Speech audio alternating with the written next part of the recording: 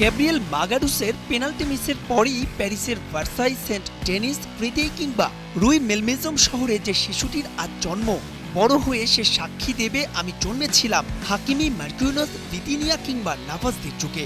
সে সাক্ষী দেবে আমি জন্মেছিলাম দেমবেলে, কুয়ারা কিংবা ম্যাজিকম্যান এনরিকের যুগে। প্রশান্তির ট্রফি সেলিব্রেশন গ্যালারিতে প্যারিসিয়ানদের আনন্দাস্ত্র। ব্যাক টু ব্যাক ইউরোপের চ্যাম্পিয়ন। এর আগে যা পারেনি রিয়াল ছাড়া কেউ বুদাপেস্টে, তাই করলেন লুই এনরিকে। ফুটবল খেলা নাকি জীবনের মতো, পরিশ্রম করলেই মেলে পুরস্কার। ভেতর থেকে বিশ্বাসী আসে জয়, তাই তো আর্সেনালের জমাট রক্ষণ কিংবা 1-0 গোলের লিড। স্নায়ুর পরীক্ষা অথবা কতই না বাধা, কিছুই থামাতে পারেনি প্যারিসিয়ানদের।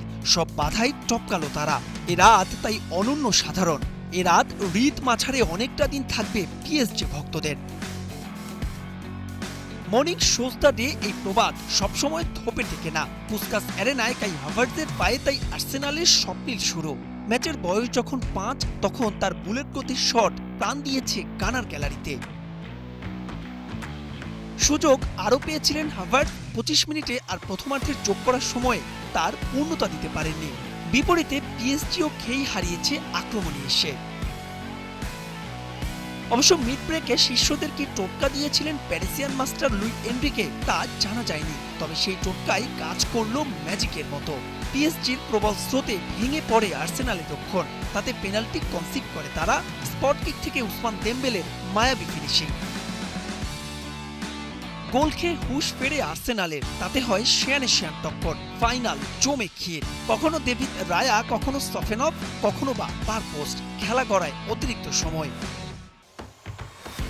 সেখানেও আর স্কোরশিটের নাম তোলা হয়নি কারোই। বিপরীতে ঘর সামলে বোরিং ফুটবল কেবল বাড়িয়েছে হাবিত্যেশ। তাতে এক দশক পর চ্যাম্পিয়ন্স লিগের ফাইনাল যে নিষ্পত্তি হয় পেনাল্টি শুটআউটে।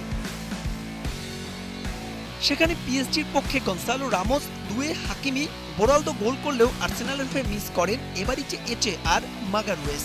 আর তাতেই রিয়াল মাদ্রিদের পর দ্বিতীয় দল হিসেবে টানা 2 চ্যাম্পিয়ন্স লিগের শিরোপা জিতল পিএসজি। সঙ্গে এনরিকে পেলেন অমরত্বের সুধা। মাহবুব লিমন, স্টার প্লে।